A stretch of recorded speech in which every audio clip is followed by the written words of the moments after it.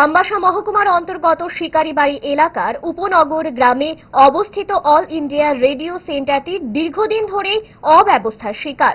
এই কেন্দ্রে দীর্ঘ 22-23 বছর ধরে কর্মরত স্টাফদের একাংশকে হঠাৎ করে গত এপ্রিল মাসে ছাঁটাইয়ের নোটিশ ধরানো হয়।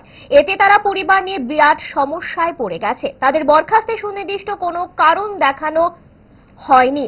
এই নিয়ে এলাকায় চরম রহস্য এবং ক্ষোভ দেখা দিয়েছে। স্থানীয় সূত্রে খবর, ডাইরেক্টর জয়ন্ত মল্লিক বর্তমানে আগরতলায় বসে সেখান থেকে এই অফিসে অর্ডার পাঠিয়ে চলেছেন।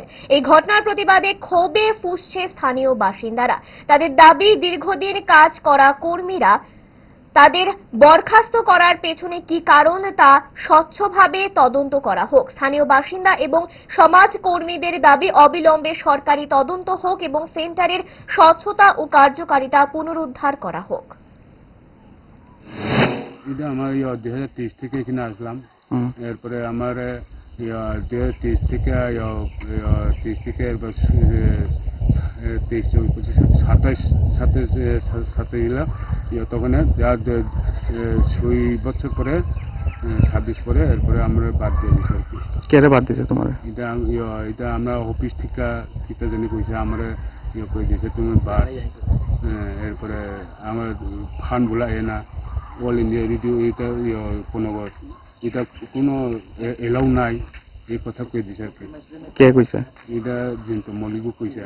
কি করে দেয় না? জয়ন্ত মল্লিক কি করে দেয় না? এখানে চাকরি করে, এখানে রেগুলার স্টাফ বইতারা।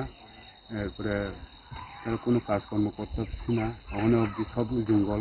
আবার ভিতরেও ককে লেটে রয়েছে, টিকটিকিও লেটে রয়েছে, এরপরে ইন্ডোরও লেটে রয়েছে এখানে ভিতরে, এরপরে আবর্জনা রয়েছে। মানে আমি থাকতে সেরকম দিনে দিনে আমি পরিষ্কার করে থাকি, এরপরে ঝাড়ু দিয়ে পরিষ্কার করে থাকি আর কি। আচ্ছা, যে ইনচার্জ তাই নাকি সবসময় রেগুলারই অফিস স্টাফ কাজ করেনি? কাজ করেন তো কই আয় না, কোনো মানে আই যায় এটাই। কতদিন পরে পরে আয়? প্রায় 7 দিন 8 দিন পরে। আচ্ছা, আগরতলা থেকে আপ ডাউন করে? ট্রেন দিয়ে আইয়া সকালে 8টা ট্রেনে, এরপরে আবার যাইতা।